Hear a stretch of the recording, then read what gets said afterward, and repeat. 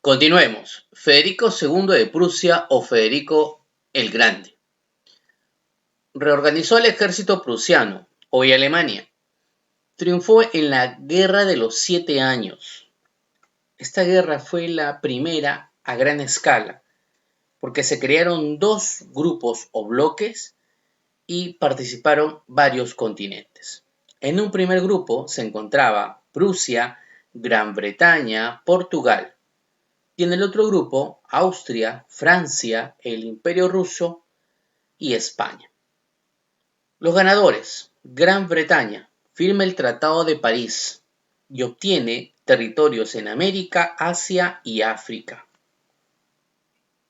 Prusia firma la paz de Hubertusburgo y obtiene Silesia. De esta forma, el reino prusiano se convierte en potencia. Dentro de sus obras, impulsa la industria y por ende aumenta la demografía.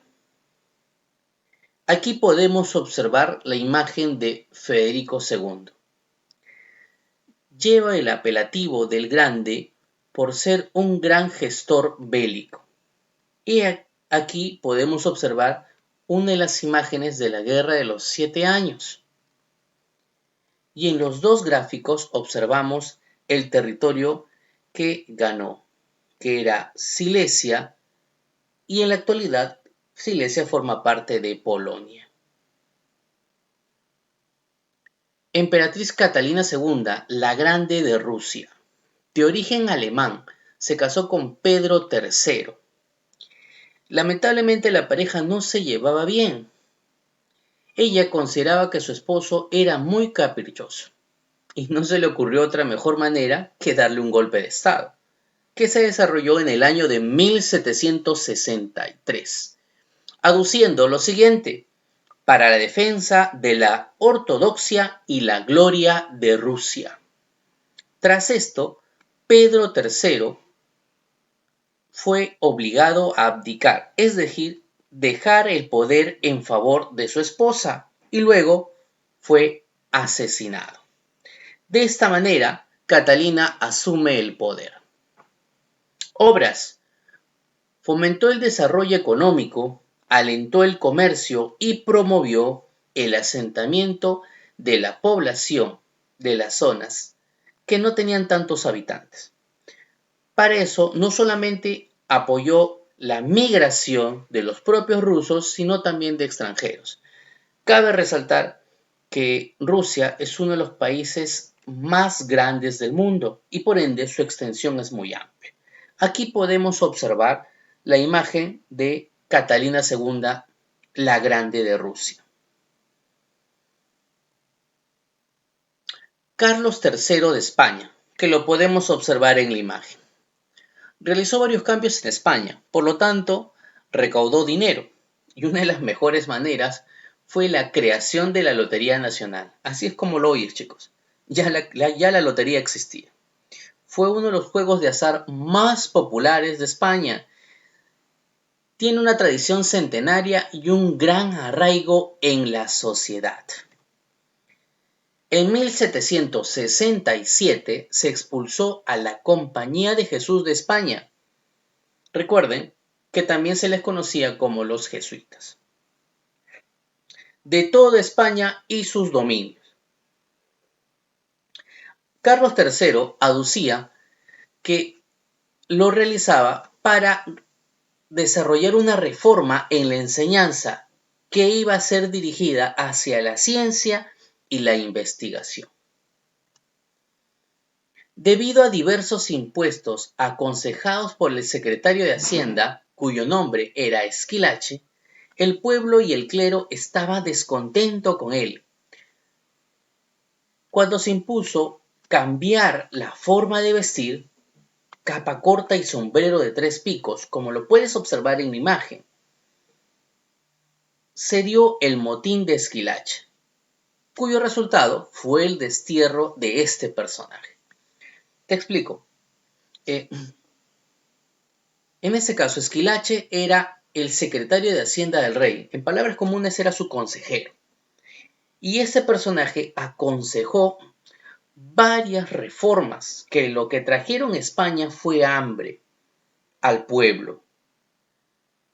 Y no solamente el pueblo estaba descontento, sino que también algunos impuestos afectaron a la nobleza, sobre todo al clero. Es por eso que estaban descontentos con la forma de gobernar del rey.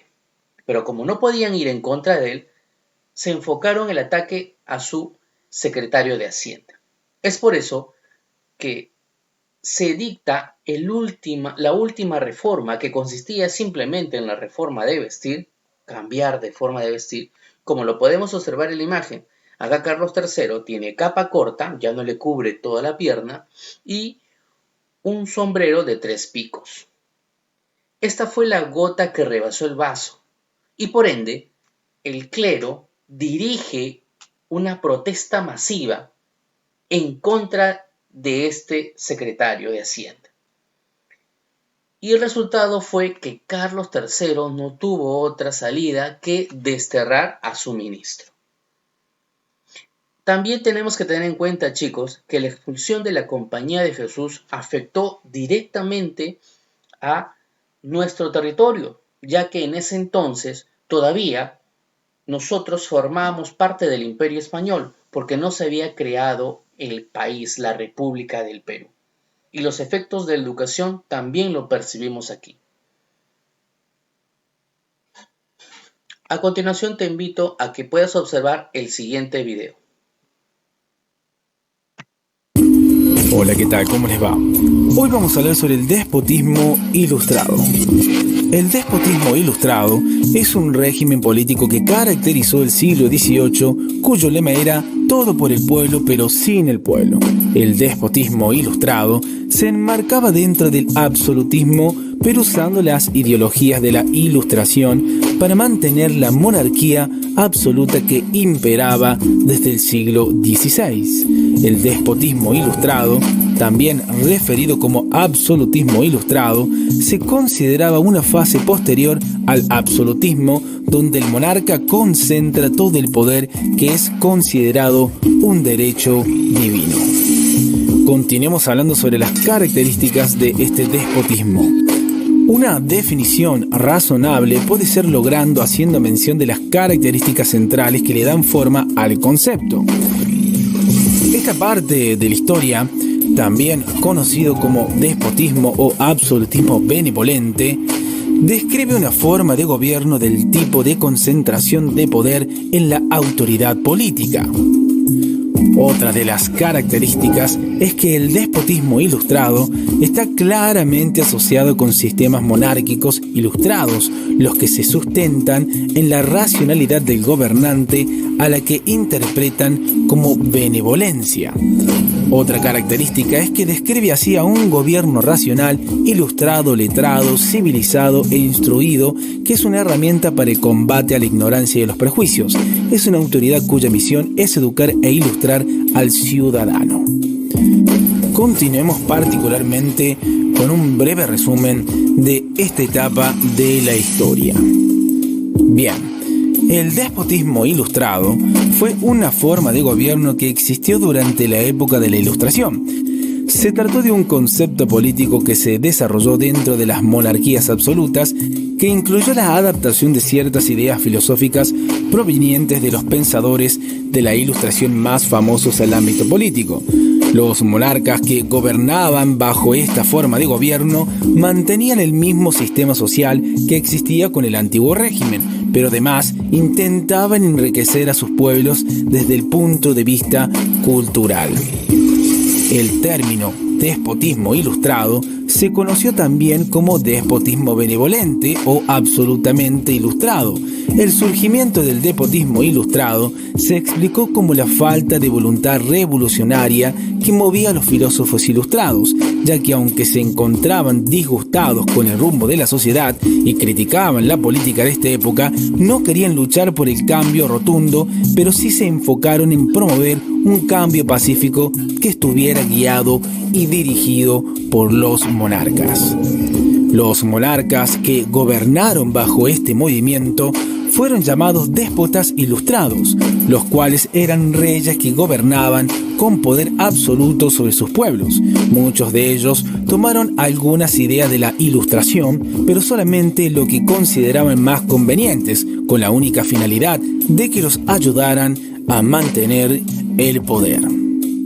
Por último, podemos decir que estos monarcas se encargaron de desarrollar una serie de reformas que contribuyeron con la eliminación del feudalismo para lograr abarcar un poder mayor.